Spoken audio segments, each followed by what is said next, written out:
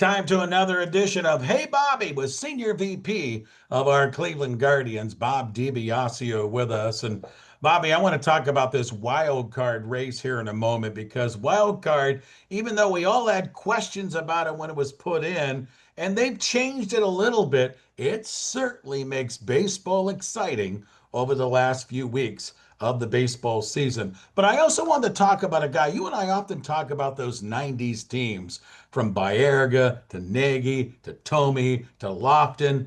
I don't know if we've spent a lot of time talking about the guy that would mash the baseball better than anyone in that era.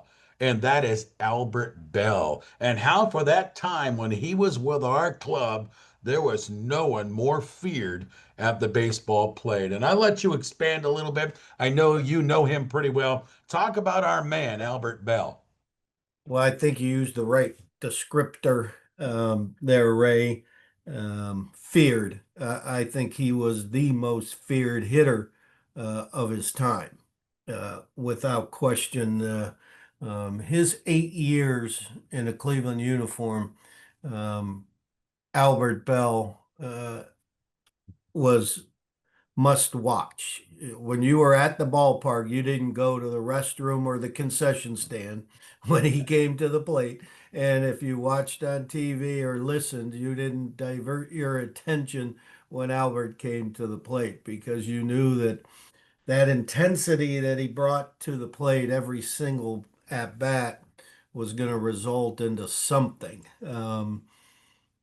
And here's a guy that with us, 4 straight years he was an all-star. 4 straight years he won Silver Slugger awards in the outfield, and 3 of those 4 years he was either second or third in the MVP race.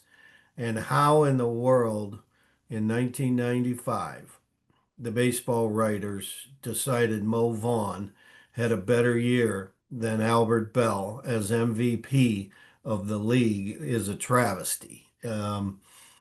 There's just first 50-50 guy, 50 homers, 50 doubles. He had 50 homers and 52 doubles that season, the first man in baseball history to do so.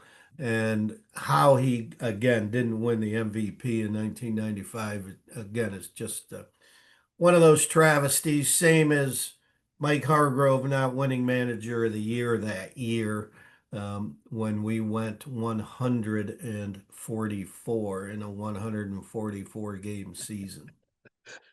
Albert Bell, though, was a complex individual, to say the least. And I'm not saying that in a bad way, but he was complex the way he attacked the field, attacked the way he played, and really attacked the batter's box. He was unique. Well, he was, there's no question. He had an intensity to him. Some players play free and easy, like Omar Carlos. They came to the ballpark and would like to dance. They came with a smile on their face and went out there and just did it free and easy. Kenny Lofton had a little bit of that intensity. Um, Sandy was a guy who just took it as a steady professional approach to the game. Albert, one thing you had to learn about Albert, he would put blinders on um, when it got near game time, and you didn't go near him. You didn't want to penetrate that world of his because he was getting so focused to do what he loved to do. I always say that Jimmy and Kenny and Carlos and Manny and Albert, they all, I think, were very fortunate that their hitting coach was Charlie Manuel. Now, all those guys would have been great all-star performers on their own. But I just think Charlie Manuel instilled in them an absolute love for hitting that Charlie had. And I think there just was a very fortunate that their paths crossed when they did in Major League Baseball. But Albert, yeah, somewhat complicated, but mostly a guy that I got a job to do. You know, don't bug me. Don't come after me. Don't bug me. I've got a job to do. The one thing too is you always wish, and you can't have it, is if he would have stayed healthy, because that hip injury and everything really derailed a career on how good of a career this guy could have had. Obviously he went to the White Sox after us and such, but if he stayed healthy, there's no telling what he could have been able to do in Major League Baseball. I talked about the wild card and how fun this has been. When it first came in, I was skeptical. I didn't kind of like the one game thing. They massaged it a little bit. And I got to tell you, and I was talking about it on the air this week, the Guardians are right there. They got 6 with Detroit, they got 3 with Texas.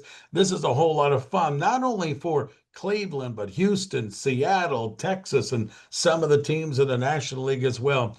Bobby, you look at the wild card and how fun this has become. Well, without question, let's just look at professional sports to take the real global picture. There's 32 teams in the NHL, 16 of them get in the postseason. There's 30 teams in the NBA and 16 get in the postseason. There's 32 NFL teams and 14 get in the postseason. There's 30 Major League Baseball teams and 12 get into the postseason. So Major League Baseball, despite the fact when people got angry when, all of a sudden baseball was playing around with additional wild card and postseason rounds and they went crazy, but they were okay that the NBA and the NFL and the NHL had everybody going to the postseason. For some reason, baseball wasn't allowed to do that. Um, it's still the hardest sport to get a team into the postseason. So we need to say that right out front. And the format, as you said, baseball has learned, and the competition committee has walked through the various ways to, from the one game, if you remember, Danny Salazar making a start against Tampa in a one game wild card at our place at home. And it's turned now into best 2 out of 3, and which is just so remarkably entertaining. I just think what baseball has done with the best 2 out of 3 and the best 3 out of 5, and then the league championships are the best of 7, and obviously the World Series best of 7. You certainly have to earn it to win the World Series. So couldn't agree more that it's just incredibly entertaining. These last 13 games that we play, going to be on the edge of your seat and all around baseball. Some great races Well, coming.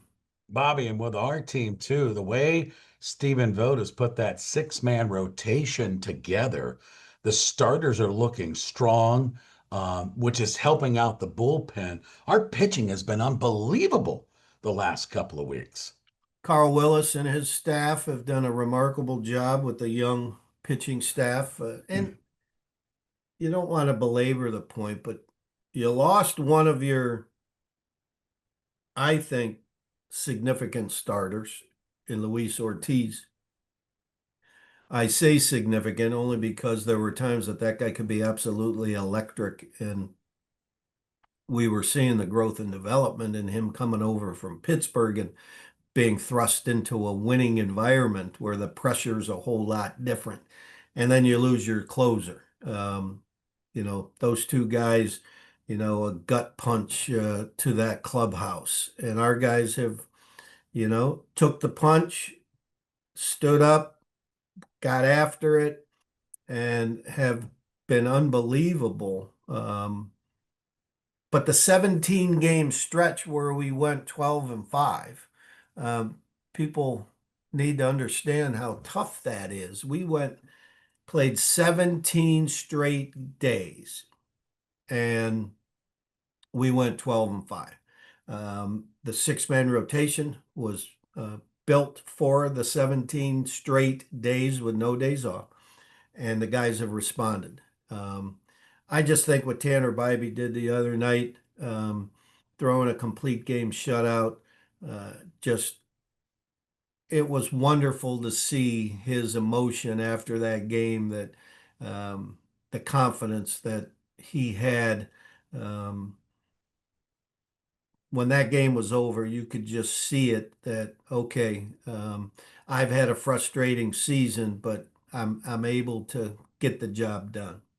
Love it. Senior VP with the Cleveland Guardians, Bob DiBiasio, with us here on the morning show. We call it Hey Bob. You can check it out on our Facebook page, our YouTube channel, WAKR.net, and right here on the Ray Horner Morning Show. Bobby, as always, my friend, thanks for the time. Always appreciate it. We'll do it again next week. Yes, sir. It's great to see you at the ballpark last Sunday. Always fun with you and your Salvation Army group. Thanks for the time, Ray. Go Guardians.